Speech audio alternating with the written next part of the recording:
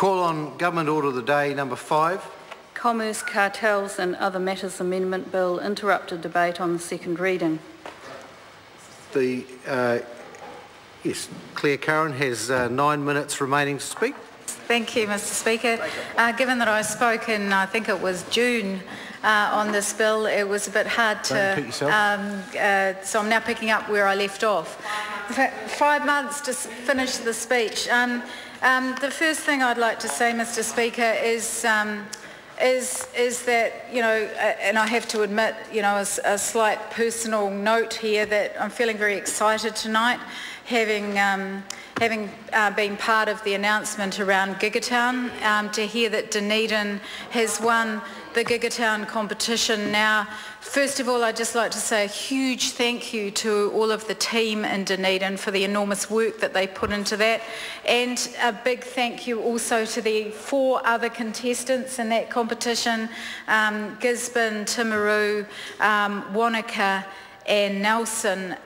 Huge effort, and I have to admit that I was sceptical about this particular competition, and that was sceptical about the ability to deliver what the objectives were. And Mr Speaker, in relation to this particular bill, the Commerce, Cartels and Other Matters Amendment Bill, there is a relationship which I am going to draw, but I would like to say that, you know, that this is a huge, first of all, this is a huge kickstart to Dunedin, which has suffered a number of blows, which is not to acknowledge that other parts of regional New Zealand, many of the other contestants in this competition are not suffering from regional decline, and could have done with the $700,000 innovation fund and you know, ability to kickstart new businesses.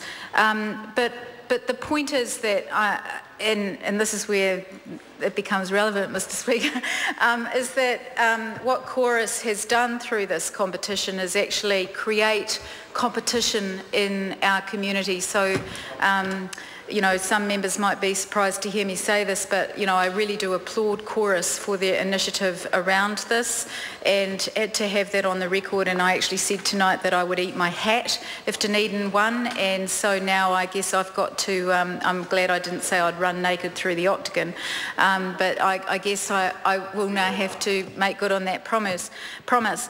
The other area where the competition has fallen down in the telecommunications environment, Mr Speaker, is in the handling of the copper pricing issue, and we're waiting to hear the outcome from the Commerce Commission on this just next week around what that wholesale pricing will be.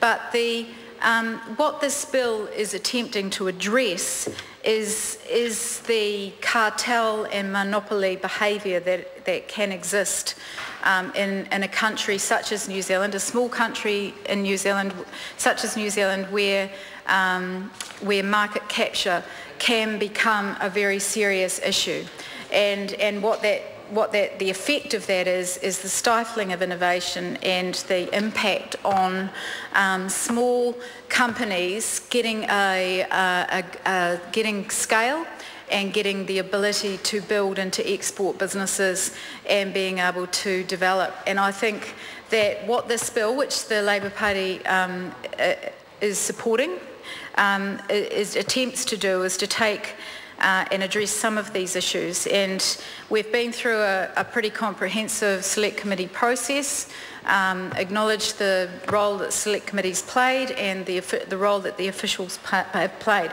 However, the point, going back to the issue around the copper network, which is, you know, dominated by a very big player, which has had quite a lot of support from the current government to maintain its market stranglehold in that area and impacting in the fibre environment, the new emerging fibre environment, is that we haven't gone the whole way that we should have. And my colleague Clayton Cosgrove put up an amendment, which is Amendment 408, which has been tabled in the House and is available to anybody who wants to go and have a look at it tonight during this part of the debate, because we'll have the committee stages as well, which is when that will get voted on.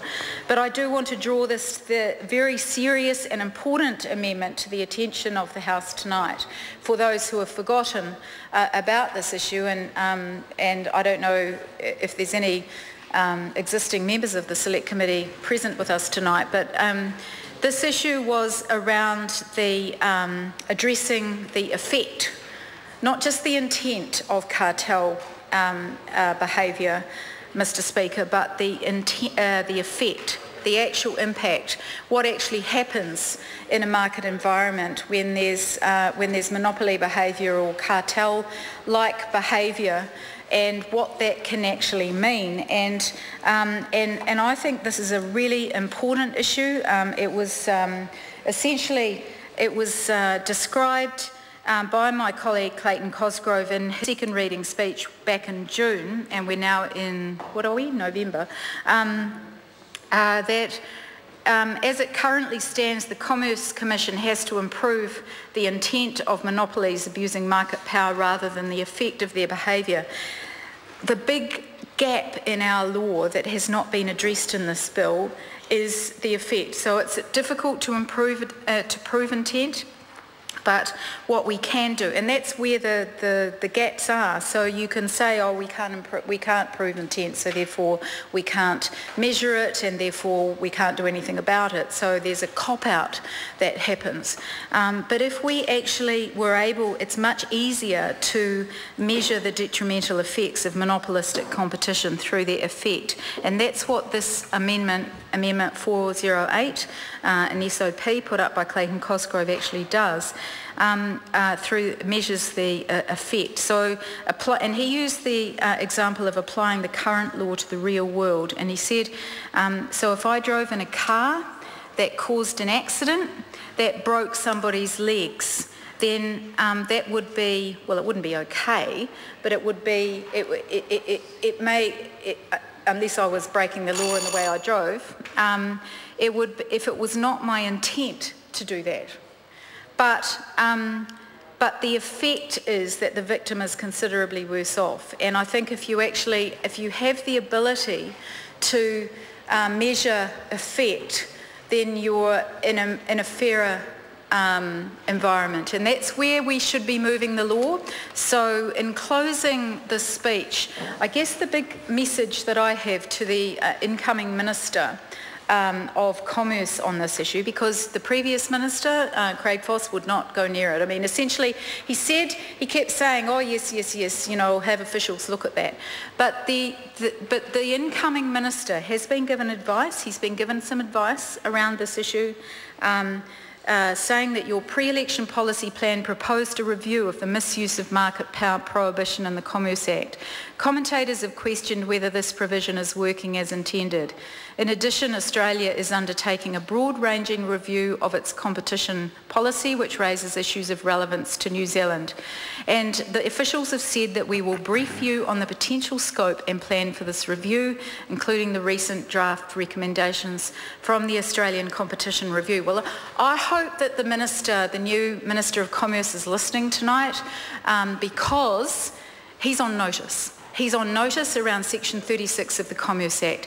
The Chair of the Commerce Commission, the Productivity Commission and the telecommunications industry have all expressed the absolute need to reform Section 36 of the Commerce Act, and this government needs to go into that space and to look at how competition is working or is not working in this country.